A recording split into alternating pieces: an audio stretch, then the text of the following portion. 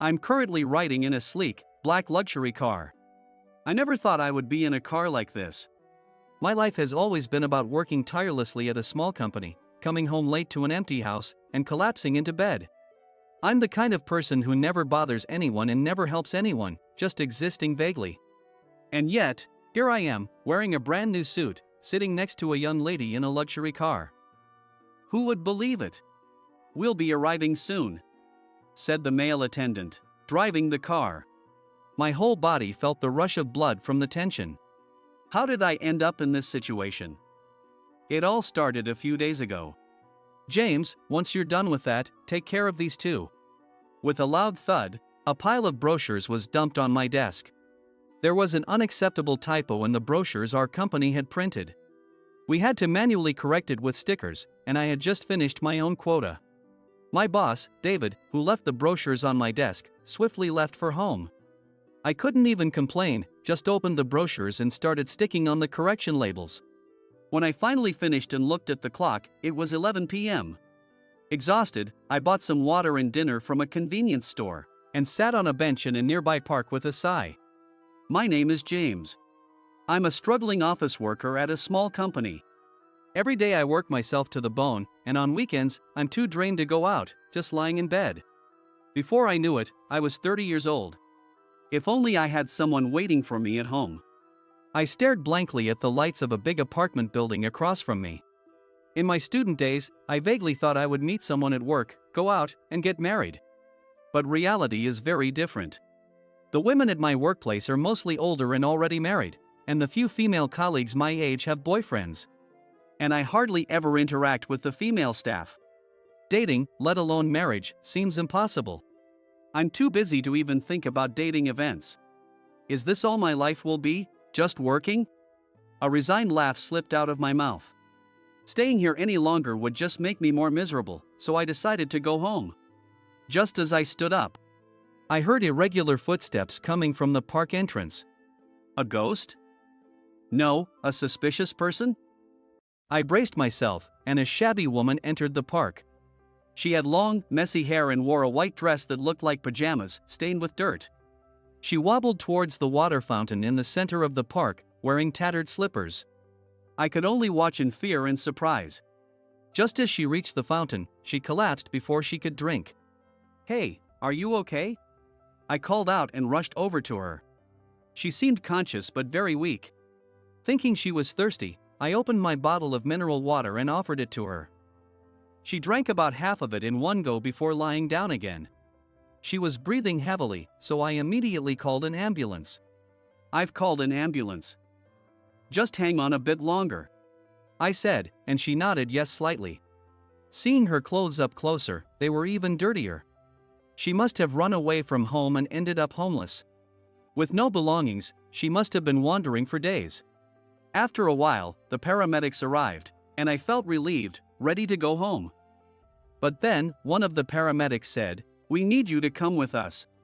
My work tomorrow won't start until the afternoon." So, reluctantly, I decided to get into the ambulance. It seems she hasn't eaten anything. She had hypoglycemia and was also dehydrated. The doctor explained after examining the woman when we arrived at the hospital.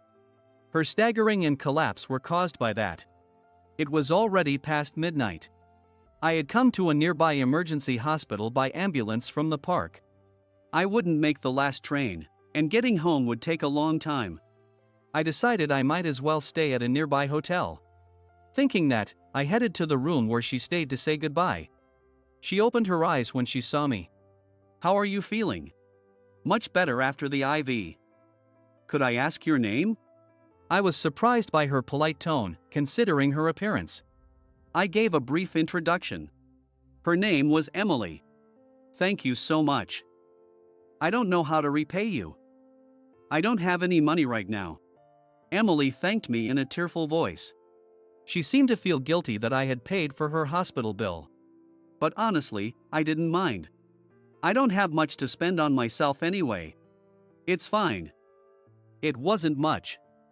Besides, I'm single and most of my salary goes into savings. I don't have any hobbies. So I was at a loss on how to spend it. It's kind of boring. I said with a self-deprecating laugh. Yes, money I don't use is better spent helping someone. Thank you so much. I can't believe someone as kind as you would help me. You're the first kind person I've met since becoming homeless. Emily murmured. Seeing her, I could tell she had a deep reason for ending up homeless. It's been a while since I slept in a soft bed, Emily said with a relieved sigh and a smile. Where do you usually sleep? On the benches at parks. Some are slanted and fit my body better for sleeping. Oh, a slanted bench? How did you manage with food? I remembered the doctor's words, she hadn't eaten anything, and asked a question. To collapse from not eating must have meant she went through a really tough time. In the city, kind people sometimes gave me snacks or sandwiches, but often they wanted something in return or made fun of me, so I stopped going. I haven't eaten much for the past 4 days. Emily said, patting her stomach. Even with the IV, her stomach must have been empty and painful. That must have been tough. What will you do now? The doctor said I can leave after the IV. But since it's late, I'll stay until morning and leave after checking my condition. That's good. Please rest well in the bed, Emily. I'll be going now. I was worried about her, but I didn't want to bother her, so I started to leave. As I turned around to leave, Emily said, Wait, please. Could we meet again tomorrow? It's been so long since I talked to someone, and I'd love to talk more. Surprised by her unexpected request, I couldn't speak for a moment. Then I remembered my work didn't start until the afternoon tomorrow. I'm free in the morning, I said. Emily looked at the clock, surprised. It was almost 1 a.m. Realizing the date had changed, she smiled and said, You're right. Despite her shabby appearance, she had a lovely smile. Then I'll wait in front of the hospital at 10 a.m. tomorrow. Thank you for today, good night, Emily said as she waved. I left the hospital and stayed at a hotel nearby. Due to my nerves, I didn't sleep well and soon found myself greeting the morning. When I arrived at the hospital at the appointed time, Emily was already waiting for me. Her clothes looked clean, likely thanks to being washed. We sat on a bench in the hospital garden and chatted for a while. How about we go get something to eat? Maybe some soup? It's on me. When I suggested this, Emily shook her head vigorously. No, that's too much. Besides, I haven't had a proper bath in a while. I would just inconvenience you and others. I wanted to feed her something gentle on the stomach, but forcing her wasn't right. So, we decided to buy food from a nearby convenience store instead. Emily's eyes sparkled at the sight of the food. I feel like I could eat all of this right now. Go ahead and eat as much as you want. But chew well and eat slowly. Thank you, really. Emily ate mindlessly. But she didn't eat ravenously, there was an air of elegance about her. I wondered if she came from a good background. If you don't mind me asking, why are you homeless? Emily's hands paused. She swallowed her food and began speaking with a sad expression. I had a fight with my parents and left home. I'm really useless, aren't I? I'm already 25 and still. I don't know what the fight was about, but you're not useless, Emily. Leaving home took a lot of courage. Emily looked at me with wide eyes, then laughed as if amused. James, you say funny things. There's nothing remarkable about leaving home. Her smile made me smile too.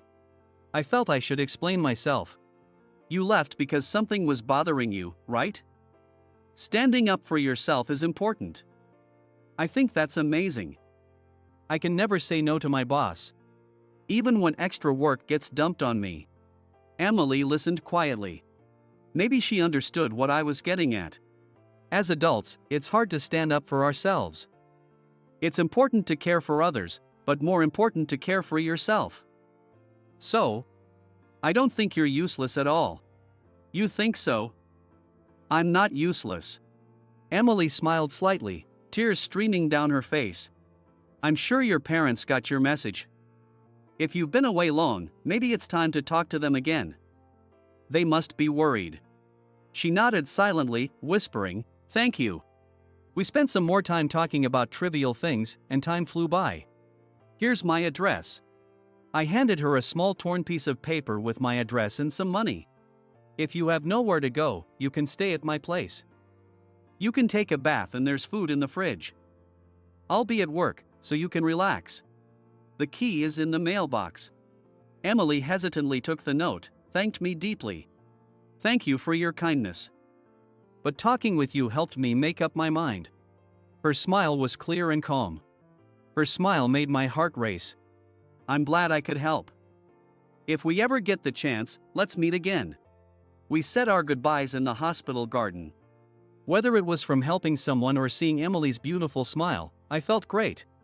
My usual heavy steps to work felt light that day, and I went to work in a good mood. A surprising change came to my life 3 days later. It was a Saturday, typically spent tired and aimlessly drifting through the day. Suddenly, the intercom rang.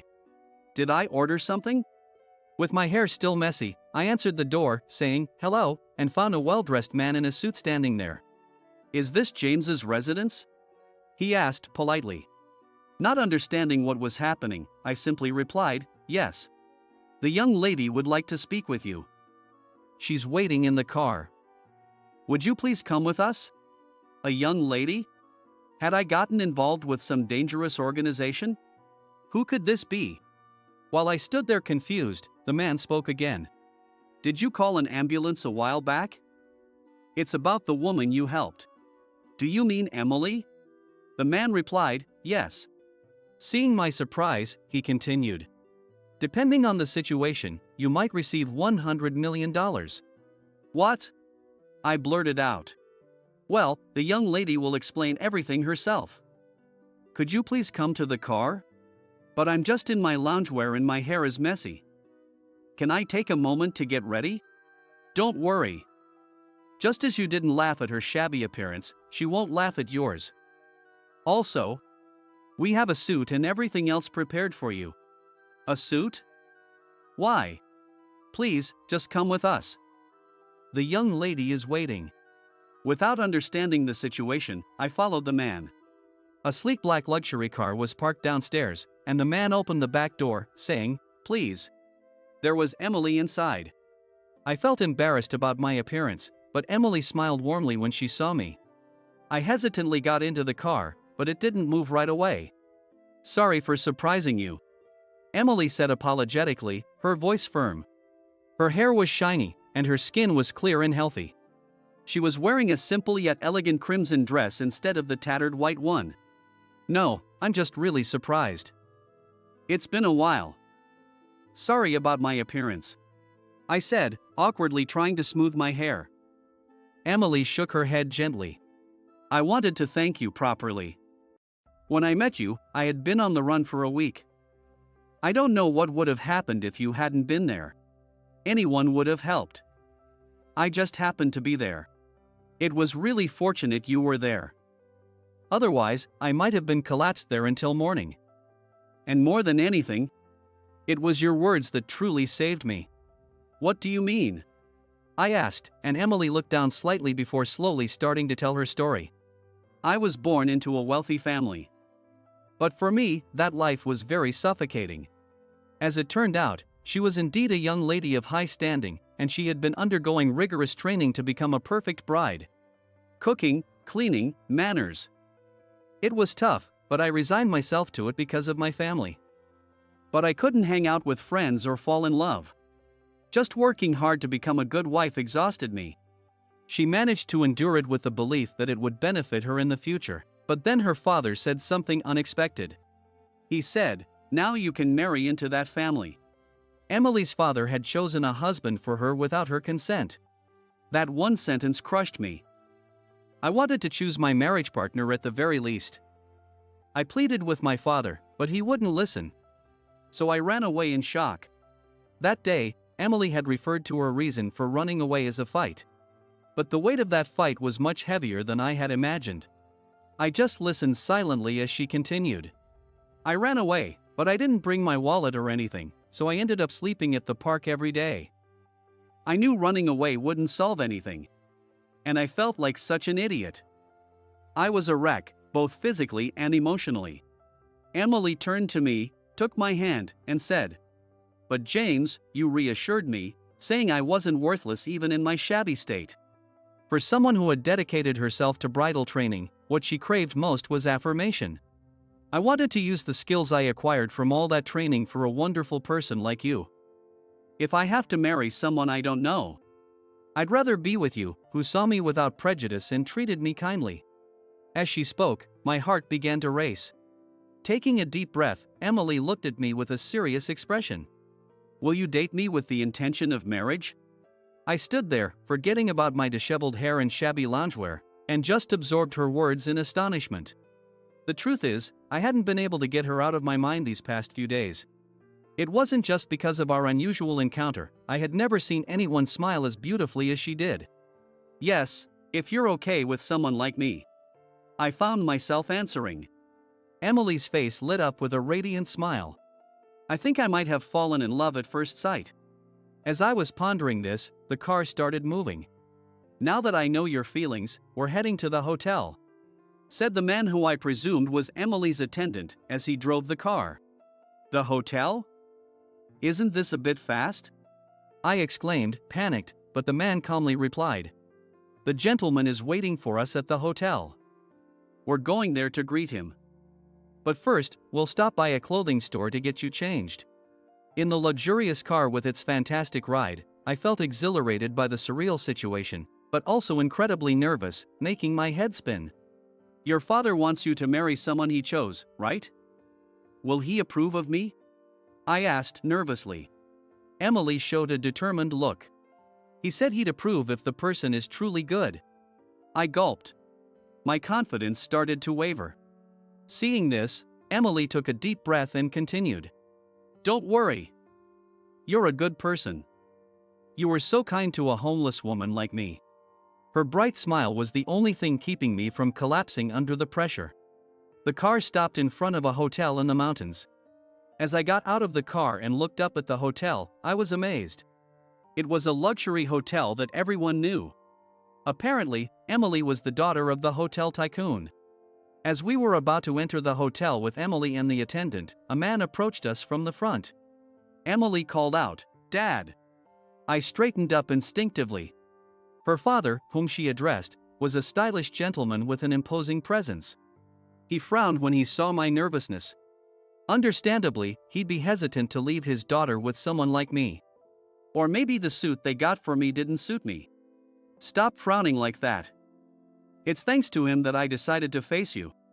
Emily broke the ice, giving me the courage to greet her father. It's true that we just met and don't know much about each other yet. But I'm determined to get to know her better and eventually make her happy. So, please allow us to date. I understand, which is why I came to pick you up. Come in. Emily's father, known as the hotel tycoon, said with authority, and led us to a VIP lounge. It was a shock when Emily left. It was the first time she ever defied me. Finding her when she went missing was a real struggle. I never imagined she'd be sleeping at a park. Although Emily was missing, he couldn't publicize it due to his high-profile status. There was a risk of her being kidnapped for ransom. They couldn't spread the word online, or broadcast it on TV. But one day, Emily came back on her own. She said she was moved by meeting someone. And that someone is you, whom she met for just 1 or 2 days. However, I don't know you well enough to fully accept you yet. He had a point. There aren't many parents who would allow their daughter, who's never been in love, to marry a man she's just met. I looked down. But, James, I trust Emily's judgment, so I will allow you to date her. Show me your dedication to Emily. Move my heart as you moved hers. I lifted my head. Do you have the resolve to become my son-in-law? You might need to leave your current job and join us in managing the hotel business. I had already made up my mind. I'd been considering quitting my current shitty company anyway. I answered immediately. Of course. I'm ready and willing to do that. Hearing this, her father seemed satisfied and said, "Good, then it's agreed." Then he suggested we have a meal, and I was led by the attendant to the VIP dining room. On the way, I asked the attendant about something that had been on my mind. Before we came here, you mentioned something about possibly receiving $100 million. Was that just a way to get me into the car? The attendant quickly denied it. Not at all. This family actually has assets worth $100 million. If you marry into this family, those assets will eventually become yours. All I could manage was a stunned, "Really?" If you're surprised by just $100 million, you might be in trouble. There will be even more in the future. The hotel tycoon patted me on the shoulder, having appeared from who knows where. Behind him, I heard Emily's soft laugh. Her happy laughter made me smile too. I vowed in my heart to make her happy no matter what happens in the future.